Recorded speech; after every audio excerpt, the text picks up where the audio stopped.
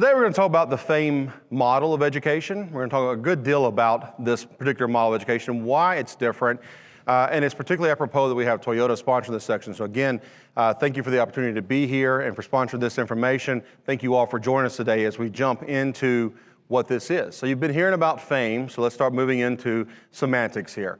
FAME is an acronym, stands for the Federation for Advanced Manufacturing Education. There's an important word there, federation, and that we have this program that is really a series of chapters in different parts of the country that are uniting together to put on this particular training program. So we'll talk more about how this fits together in a little bit. The program I want to talk to you today about is the Advanced Manufacturing Technician Program, AMT.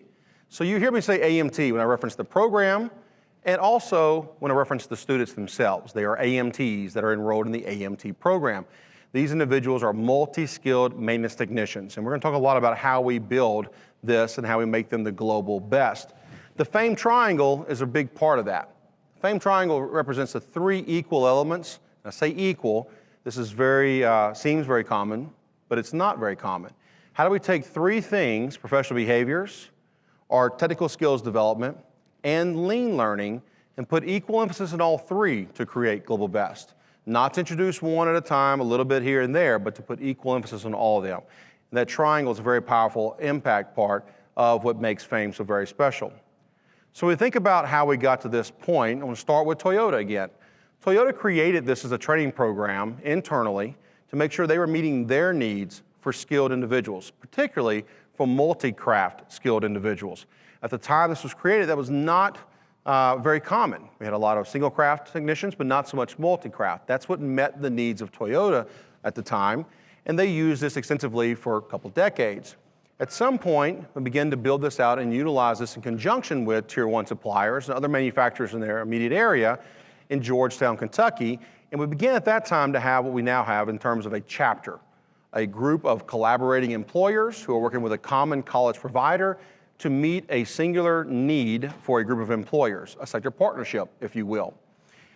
When it grew beyond that footprint, and that's where I come into play, that's when we transitioned to the Manufacturing Institute. So, I'm the National Director for FAME USA for the Manufacturing Institute, which is the workforce development and education arm of the National Associations of Manufacturers, the NAM. The NAM is the country's largest trade group, represents about 14,000 manufacturers. And we at the MI handle all of the education and workforce aspects of that, including running the FAME program. When we talk about this program growing outside of the footprint of Toyota, I'm from Louisiana, so in case you're wondering where this Indiana accent came from, it comes from Louisiana. And it was in that location that we heard about FAME model from its creator, Mr. Dennis Dio Parker. And in hearing about this, said my manufacturers, well, at the time, I was heading an economic development organization. The manufacturers said, we want this. We need this solution set. We've talked a lot about skills needs. They talked to me a lot about that. This was the solution they were looking for. And so we began to build a chapter. And we built a chapter. And we began the Go FAME chapter of FAME USA in central Louisiana. What we didn't realize is that we were the first place to organically grow a chapter. It was the first time that Toyota had not been there, supported it with people and with dollars, that a government had not supported it, that there was not some overarching entity that made it come together, but rather a group of employers in a location that said, this is important to us, we want to see it happen, let's build it and go forth. But it was that revelation that this could grow anywhere that led Toyota to begin the conversation of saying, how can we help this to grow larger? And that's where the MI said, we would love to be the platform to help make this a national program. And thus the transition in late 2019. I was brought on board in February of 2020, just 5 weeks before you know what, before we had live stream conferences like this, and put it that way. And so that kind of changed the trajectory for just a little bit, but it was great in how we built a stronger network because we had weekly Zoom meetings with the entire network. And so folks who never knew that others existed in chapters across the country, suddenly were putting faces to names and recognizing this stronger and larger network that existed. We built off of that in the interim. So I wanted to give you that history of how we got from a Toyota created program to now a program that the Manufacturing Institute is the platform for and oversees on a national scale. There are more than 400 employers that are currently supporting this program across the country. You can see we stretch for chapters as far west as Pueblo, Colorado, As far east as Central Virginia, as far north as Southern Michigan. I will put Southern Michigan, I think that's important to note in there. Is there Southern Michigan? Around the Jackson area over to Ann Arbor. And then we go as far south as Daytona Beach, Florida.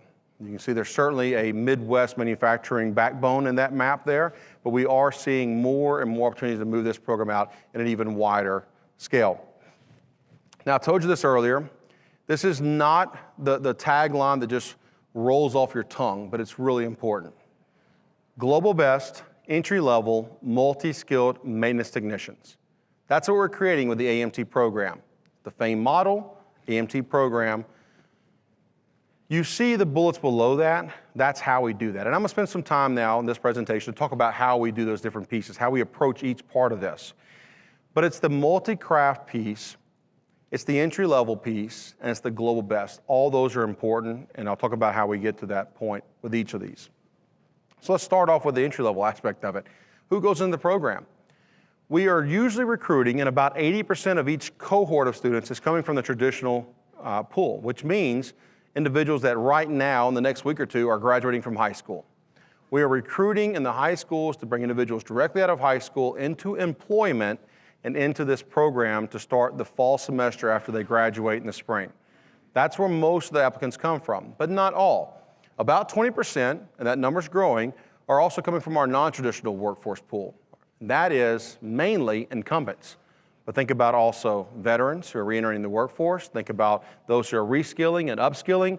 Those individuals also form parts of our chapters. Again, about 80-20, mostly coming out of high school, our traditional recruiting pool.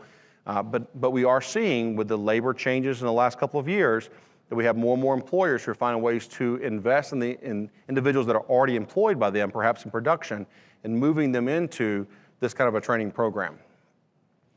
So this is a program where individuals are paid for the work they're putting in. They are working 3 days a week. That's about 24 hours a week. They are attending classes with a college partner 2 days a week. They are going to start this program each fall semester, and it's a 5-semester program. It's very important. 5 semesters always starts in the fall. So you will always have 2 cohorts at a given college partner operating at a given time as they move through the program. Fall, spring, summer, fall, graduate in the spring then. Again, paid for their time. That's an important piece in earning an associate degree in this process. They're gonna earn a FAME certificate. The most prevalent ingredient of that certificate is that associate degree. So when we think about the technical skills, those are delivered through earning that associate degree. That degree is the first element of that certificate. We add to that working 1,800 hours, or at least a minimum of 1,776. That's, again, 24 hours a week for the 5 semesters. We also add in there demonstrated mastery of our professional behaviors and our manufacturing core exercises, the lean elements. Again, I'll dig into those in just a minute. But having all of those elements together is how a student will earn that FAME certificate. This is a program that we always start with as employer-led, because employers, an employer created the program, employers benefit from the program. If employers don't want to form the partnership to meet this need, it doesn't work. So we don't start with a college partner and say, hey, do you want to offer a different kind of degree or a different kind of, no. Do we have an area where there are manufacturers who say, yes, we need these skilled individuals in our facilities. We have retirements that are happening, we've got churn, we can't hire, attrition issues. We need to build our own and bring into this. And we collectively, as a group of employers in a given area, want to see this happen. It's through that catalyst then that we begin to form a chapter, and that chapter finds a college partner for it, and they begin to move forward and offer this program. So employer-led is important because as it continues on, the employers play a very active role in the success of a chapter like this. We don't say employer managed though. We like to have some partner that can help with that. That may be a chamber of commerce, it may be an economic development organization, workforce group, you name it, that helps play a central role in administering this program and keeping it moving forward. The 2 most active areas of employers I want to really harp on here are listed. Let's talk about curriculum first. When we think about this, the reason we start with employers and not a college, what do you as an employer need? As a manufacturer, what skills, what competencies are you looking for in an individual who finishes this? To be global best and be multi-skilled, what do they need to know? So we know we're going to cover 4 broad areas. The employers in a given area will help define how deep that goes. We're going to cover fluid power. We're going to cover mechanics. We're going to cover electricity. We're going to cover fabrication. Again, how deep we dive into that. Are we going into welding for fabrication? Are we going into 5-axis machines and CNC work? How deep are we going with that? The group of employers will hold that. Are we going to get into robotics? What level of robotics? What level of electricity gains? PLCs, HMIs, you name that. The employers will help determine that. So that curriculum is actually reflective of what a group of employers really needs in an area. Now, the best contrast I can give you for that is that I have a chapter in Virginia that has a lot of pharmaceutical manufacturing involved. So good manufacturing practices, GMP, is integral to what they do there, and so that becomes part of their curriculum. GMP is not part of any other FAME curriculum. It's also important to know for you here that this is a degree we start with that's offered by the college partner. There is no AMT degree. There may be an industrial maintenance technology degree or a mechatronics degree or some similar. The college partner will have a degree. What we want to do is make sure that by offering over 5 semesters, not 4, that we don't water down the time involved, but rather that we have more time now to add more learning in there, global best.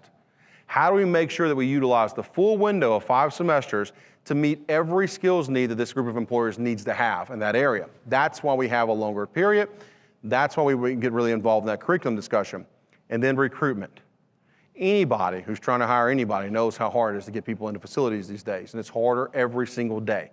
That's the unfortunate reality that we're in. What we have talked about and led for so long in FAME, and that the rest of the world is recognizing in everyday activities, is that you as an employer have got to be front and center on this. You've got to be out actively involved in the recruiting piece of this. And there are some unfortunate but simple generalizations that go with that. One of those is, when you have a household with mom or dad or both that have degrees, their kid's going to get a degree. They're going to get a bachelor degree. We've got them, you're going to get them. When you've got a household where mom or dad does not have a bachelor degree, you're going to get a degree because we don't have a degree. We have this, we're going to have to get this bachelor degree piece of that. So when I say this is a program at the associate level at a community college, go, at the VOTEC, at the night school? So you're telling me that this is a manufacturing program, and it's dark and dirty and dangerous in manufacturing, right? And it's in maintenance, so is that the janitor? And they got to go to the VOTEC to do this? I don't know about all that. So we got to cut through that. And the best way to cut through that is to have an employer who gets out front and says, I need you to be able to do this, this, this, and this in the facility. And I'm going to pay you while you're learning those skills. And you're going to get a degree in just 2 years, and you're not going to have any educational debt because you pay for your degree as you went along. And you're going to have an awesome set of skills, and you're going to have 2 years work experience in me, and guess what? I'm going to put you on full time after that. You're going to make $55,000, $60,000 like to start off with when you're 20, 21 years old. You want to come work for me now? Let me show you what we do in advanced manufacturing. Because you don't know, let me show you what that looks like. An employer can make a much more impactful appeal to that work than any college recruiter can, and then mom and dad will, for that matter. So we've got to have employers actively engaged in that recruiting process, and we make sure that happens. This is essentially what a chapter looks like. Think about these triangles as the employers, and the red dots as all those who help support a chapter. And the star in the middle is that organization, that economic development org, it's that manufacturing association, it's that workforce development board, it's that MEP, you name it, whoever is supporting this. And you think about the alignment there when I say whoever's supporting this. If you're an economic development organization, what do you want to see in the community? You want the gold shovel and gold hard hat event with the governor in town. I get it, but those are few and far between. What you really know is that keeping the employers in your area is the most important thing you can do, and helping them to expand is right there with that. What's a limiting factor for that expansion or for keeping them in the community? Access to skilled talent. So if you can align to help build that talent that your employers need, that's a win-win for you in that regard. What else do you want in your community if you're in economic development? You want higher wages. You want more money in the community. That's what we get through programs like this. And so it's a natural alignment to have an economic development group or someone similar who says, I get it. This is solving a lot of needs in our community by moving forward a program like this. So we want to help support that. Those red dots can represent all kinds of folks, but mainly we're looking at a college partner. Again, someone has to offer that degree for this program. But who else can help with the program?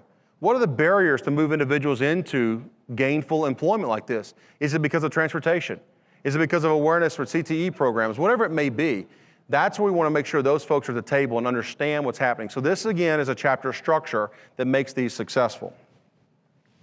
I mentioned the triangle. You can see the triangle here. Technical skills are an important part of this, and they're earned through the associate degree. But just as important are the lean elements, which we refer to as manufacturing core exercises, and also professional development, professional behaviors. So important. Now, As we move into this, we think about what that really entails, because what it means is we are developing a model of education here for these individuals that is something they live every single day. There isn't a course in the third semester that meets once a week that talks about how to be a professional. Not how we do it. What we do instead is we train the instructors at the college to make sure they're introducing those manufacturing core exercises. I'll talk about those in a minute. And while doing so, they're also building constantly through new introduction and feedback and correction the professional behaviors that are necessary to be successful. So when you look at a chart like this, a slide, it may be a little hard to read, but that middle column and that right column, do you recognize these? These are the things that you want to see in your employees. These are the things that you in this room and those watching, you want to reflect these behaviors. If you're raising kids, you want to make sure your kids are this way. These are universal. Teamwork and communication and diligence and responsibility, all very important. It's the left column that's a little different for you maybe. That's the fame aspect of this. So we know that if we're going to build global best professionals, they've got to look like professionals. Not only look like it, they have to look like it to grow into it. So collared button-up shirts, tucked in, right kind of pants, belt loops, right kind of footwear, groomed, standing tall, shoulders back, head up, make eye contact, present loudly and clearly. Professional greeting. My name is Tony Davis, and my personal safety commitment is to watch where I walk and walk where I watch in a shop floor setting. That personal safety commitment is developed as part of the program, and that personal presentation, that greeting like that, that's a big aspect of not only showing that I'm a little different in how I'm thinking, but it's a constant reminder also of safety, which is a very important aspect. And again, I'll get to that in just a moment. So those professional practices, those are a little different. That's you haven't seen, but that's what helps make this program stand out from so many others as well. So again, we're not teaching this one-off. All of this is introduced as you go through the program, constantly. So I'm going to come back and tie these together, but let's look at the MCEs, the manufacturing core exercise. Again, 5-semester program. Each MCE is introduced sequentially, one per semester as you go forward. And once it's introduced, it's used consistently for the remainder of the program. Again, nothing is brought in and then taken back out. It's like putting together a puzzle. Once you lay the piece down where it belongs, it becomes part of the bigger picture. And we use every piece to make the picture. There's no leftovers, there's no options involved. We don't take parts of it back out. So we start off with MCE 1, which is safety culture. In MCE 2, we move into 5S, or visual workplace organization. In 3, we do a deep dive into lean principles and practices. Remember who started this program? Toyota. There's a huge emphasis on lean as a whole, especially the lean principles for manufacturing built into the program. In the 4th semester, we move into problem solving, specifically 8-step problem solving methodology. And then in the 5th semester, we introduce machine reliability. So what you see listed here are some example activities associated with the MCEs. Those are in the blue. And what you see below in the black font are just a couple of ideas of what the professional behaviors are that are taught and reinforced by doing those activities. So in MCE, we introduce through a lecture series, and we'll build out around safety, for instance, from the instructor. But then there are associated activities that these students will go through and projects.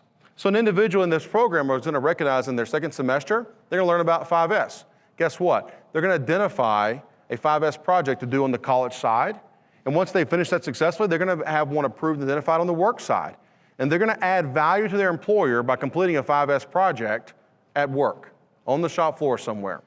And when they're through the semester, they're going to be finishing up with a presentation to show they actually learned all these pieces and demonstrate that knowledge. That may be in a written format, it may be in an oral format, single, it may be in a team presentation. Again, it may change, but the same format each time. I'm going to learn it, I'm going to put it to action in the school, I'm going to work it on the work side, I'm going to feed it back and show that I learned it. So let me give you a quick example of how we tie these together. If you look under safety, you'll see the safety discussion. Remember, students are going to be in college twice a week. So imagine now that twice a week, twice a day, we have a safety discussion. So we all come together, realizing that we usually have 15 to 20 students in a cohort. That number can vary. We've got most of them are 18 years old. And say, hey, you get to know each other, figure out names. Let's get a roster going here, folks. Who's going to lead the safety discussion in the AM and PM for the Tuesdays and Thursdays for the rest of this semester? Let's get a calendar put together. Well, I don't know if you've ever been in a situation like that. It's kind of like piranhas feeding at one point. You got to get everybody on the same page, and they've got to learn. There's a lot that goes into just that activity right there. But now we've lined it all out, and it turns out that I've got Tuesday afternoon. I need to have 2 or 3 minutes of information on a topic picked out. So it's my time. It's 1 o'clock. It's time for me to shine. I've got to have had the responsibility of getting my information together ahead of time. I've got to have the diligence of being on top of this situation and recognize now that I take the initiative at 1 o'clock to get everyone's attention and say, hey guys, we get in a big circle here. It's time for our safety circle for today. And then I'm gonna look across the room and say, hey, you're the farthest from me. Can you hear me okay? You can? Excellent, because if you can hear me, everybody else can hear me. Now, professional greeting. My name is Tony Davis, and my personal safety commitment is, follow that up. Here's my topic for today. Do a little research. Here's some rules on safety, why you need to keep a hand on a handrail while you're on stairs and steps at all times. Here's some facts and figures about that. And then I'm gonna finish that up. And someone else might jump in and say, you know what? I work at ABC company, and here's what we learned about that too. It's pretty interesting. I work at XYZ company, and this is what we heard about. And there was an incident actually about this. And so, if we'd have been doing this right, it wouldn't have happened. We finish that up. It takes 2 minutes, 3 minutes. Then we use pocket cards. The most important items of each of these MCs are captured in a little reference deck. These students pull them out. And part of this is presentation. Again, professionals. It's not just knowing it, but if I can't share it with someone, have I really learned it at any given point? So now I'm gonna get feedback. Did I have my shirt tucked in? Did I stand still? I failed that one miserably every time, if y'all haven't noticed at this point. Hands in front or hands behind? Or did I sway like I was a tree in the wind?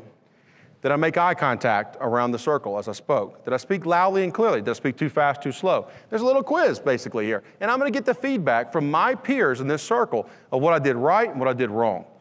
I'm gonna get instant feedback and corrective measures to make sure I do it right the next time. That's one exercise. We put our hands in, motto, we go about our business. That takes 5 minutes also. It took longer to explain it than it does to actually do it.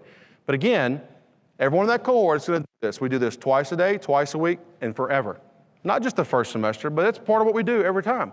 So think about the learnings around safety that we're building into that one, but think about the personal growth and development for individuals too. And I love to tell my personal story of this. The very first cohort we had in Natchitoches, Louisiana, I had a young lady that could hardly make eye contact during the interviews, and I just knew she wasn't gonna get hired, but she did. And it was so hard, she struggled so hard with this activity, but by the third semester, she was leading our mock safety circles for open houses with 30 or 40 people in the room. And it was amazing. It was amazing. But we see that kind of growth with every student. They will rise to the challenge, every single one of them, but we've got to put it in front of them. We've got to have the program to do that. So again, there's not one class where we teach this, but it's a constant integration. When they're in college, on the college side, not traditional classroom, but rather in a training center that emulates a shop floor setting. So I've got more information I'd be happy to share in other ways, and you see the fame-usa.com site there. You can do a virtual walkthrough for a couple of these examples, but in these facilities, it's hard to see it here, but there's a bright yellow safety tag out lockout area. You can see those student management boards there. Notice how clean this one is. So you see the lines there for 5S mapping, for zone mapping that's going on. There's computer lab here. Gen Ed classes, even before COVID, were offered online. Let's take them while we're right there. You know what? We can help each other out a little bit. Students are coming from all kinds of different backgrounds. Maybe that non-traditional student who's in the program hasn't had math in quite some time. It'd be helpful to have the group around them, helping them out while they're doing that. Look at the trainers that are here. This is a relatively small one, so they're platooning the equipment, but the trainers, employers, helping determine what the curriculum looks like. That curriculum dictates what kind of a training equipment we need in this facility. That training equipment's here. We're learning through lecture. We're walking across the room. We're walking across the room here to work on the trainer. Then we're going to work the next day. We're doing pumps here and hydraulics. We go check out a pump in the real world environment. Bring that knowledge full circle for myself as we go through this part of it. So this facility is a very important part of the entire program design. Notice also, a little bit softer here, but notice also those banners. The employers that make this happen. It's that visual representation of the partnership between the college and a group of employers and those students. This is their home. This is where they learn, this is where they train, this is where they grow, and they can look up any given time and say, that's people who are paying me. That's who I'm doing this for. That's where my future is. And this is a great group of employers here. The college gains a trusted set of partners. Those employers say we can trust this college to do things that we need. Not only do we need this AMT program, but we may need this program here, and this program here, and this program here. And they can work together on those as well. And then you'll see some pictures here of students. In the middle there, that's Mr. Dennis Dow Parker with Toyota. That's who created the program. You see he's pretty proud to stand there.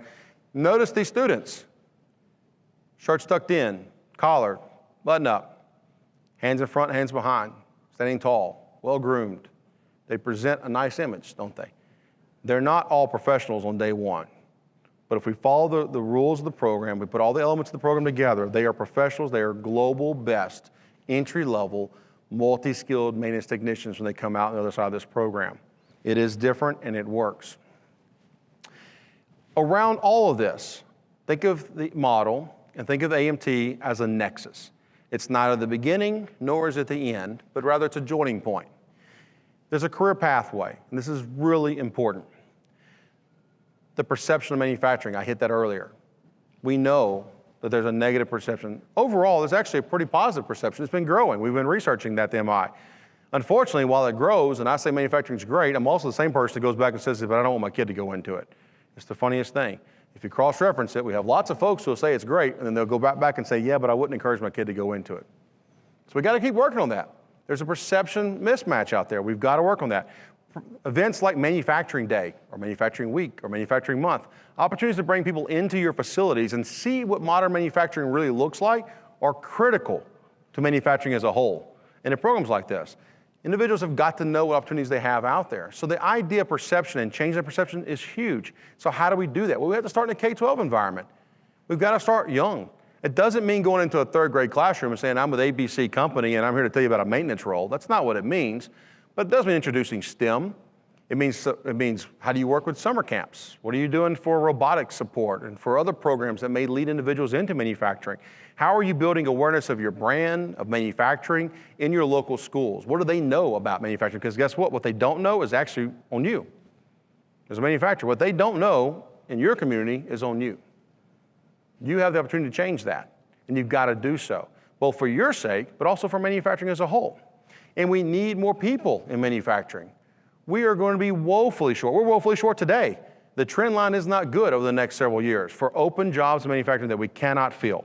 And guess what? We can fill those if we add more people to the mix from different parts of our communities. Underrepresented have got to be in the program. What do most maintenance technicians look like? They're white males. We've got to do better. We need more people. We need the white males too, but we need more. And we've got to put role models out there. If you can't see yourself in the role, how will you ever get in that role?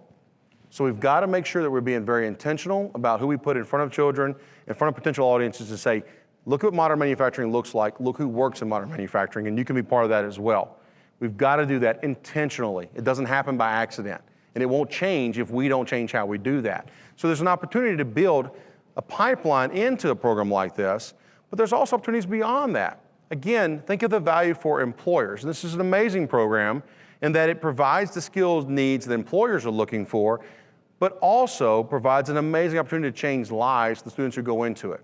We have a lot of students who go into a program like this, where when they come out and they're making $55,000, they're making more than their parents have ever made before. We're talking changes generationally for households and for families and for individuals who get in a program like this. It changes everything for them. It's an awesome side effect of also providing the skilled needs the manufacturers have got to have to make the things that we all need and want every single day. So it's a great win-win for everyone in a program like this. And so what happens beyond the AMT program? What happens beyond the associate degree? These individuals have now earned a degree. They're degree-holding young adults with an amazing set of technical skills, and they have a bright future in front of them in maintenance in any facility. But some of them will have other opportunities. Their employers will look at them and say, I could get more value if you had a bachelor in certain areas. And so we think about what that alignment looks like.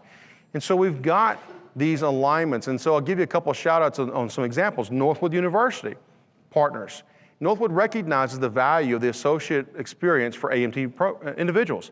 And they'll pull as many as 60 hours into a bachelor in applied lean management or a bachelor in supply chain management and logistics. Two very valuable degree programs, and they recognize the build of AMTs to move them into these programs to get even more value for the employer to move on the other side of that. In Kentucky, where there are 12 chapters of this, what started as a group there in Georgetown is now expanded out for opportunities, but in Georgetown at Bluegrass Community Technical College, students who enroll in AMT program there with the intent of earning an associate degree can also dually enroll at the University of Kentucky. And when they graduate with that associate degree, and they're an AMT at this point, they've earned their FAME certificate, they've now got transcripted credit for the first 2 years of a 4-year degree at UK. And that degree, if they go back and finish it, is a bachelor in lean engineering technology. There's awesome opportunities. So again, AMT is not the end all. It can be, that's great. You're set for an awesome future. But there are other opportunities that we have aligned with that. And so the FAME career pathway is really important to talk about and what that could mean for these individuals as well. So when we get to our questions and answers, there's obviously lots more details here. I'll be happy to answer those questions. But let me just talk a little bit about what it takes to actually start a chapter and kind of what that looks like. So, because that's a very common question. We support all these activities, but in a nutshell, you can see the graph here that you've got to think about who can convene folks. This doesn't do any good if only one employer in an area knows about it. We need to make sure we have enough people, enough employers that can talk about it and get some feedback. Say, is this what we want to do or not? Yeah, all right, well then how do we move this forward? Well, when we move it forward, we begin to congeal around forming this chapter. We need to find our college partner, and as we move forward, then our college is getting geared up. Not all colleges happen to have that training center that we were talking about earlier that you saw. They don't all have the instructors who are ready to take this role on. They don't all have the desire or ability or willingness to move into supporting this particular model. Let's find that right college partner, and let's begin to recruit students. Then we get to where we're ready to select the students, bring them on board, orient the students, and start the program. So that's the big picture. And we'll kind of dive in a little bit of that. This is just a general, 12-month calendar here. You can kind of get some idea of the different opportunities here. For instance, here in May, in a couple of weeks in Louisville, Kentucky, we're offering a FAME Live program. It's a chance to go down and see a chapter in action. Hear from the people who are in it, hear from students, hear from graduates, hear from employers, hear from college partners, see a FAME Technical Center there. I don't know why this keeps moving. I guess because I'm moving around too much. Practice what I preach, right? So we have that. You can see this listed on the calendar here. And so what I tell people is, as you're learning about this program, as you're socializing with other manufacturers, I'm not doing that. I don't know why that's happening. I'm not moving that time, but so this gives an opportunity to learn, think about where are you in this overall process. And we start our FAME Academy usually in late August or September, and that's where we build along how we can onboard a geography to start this program. And we do that, again, think about enrolling in August or September, but you're actually planning to start the next fall. It takes time to get all the stakeholders in the community on the same page, the same level of knowledge, saying we're ready to make this be successful and sustainable. It does no one any good if we get it off the ground and then it crashes right after that. So we want to make sure that we have the right foot forward. So you can see some examples of how we at the Manufacturing Institute support this process, and we support all of it. Every piece of this, technical assistance, data platforms, you name it. We've done it. We've done it a lot. You saw the map. There's a great big footprint of this, and so we've kind of got it mapped out pretty well for us. So we work with those different areas. And we deliver that through that academy that I talked about. And so through that opportunity, not only are you learning how to put the program on, and you as a local geography are able to share that as a networking opportunity, but you're also sharing that same time and learning opportunity with every other geography in the country who's starting that at the same time. So it gives you an opportunity to build a peer network of other employers, of other college partners, of other EDOs and hub groups that may be starting this program in Florida or Colorado or Utah or Virginia, you name it, because you're all going to be going through the same experience here while we're moving through this.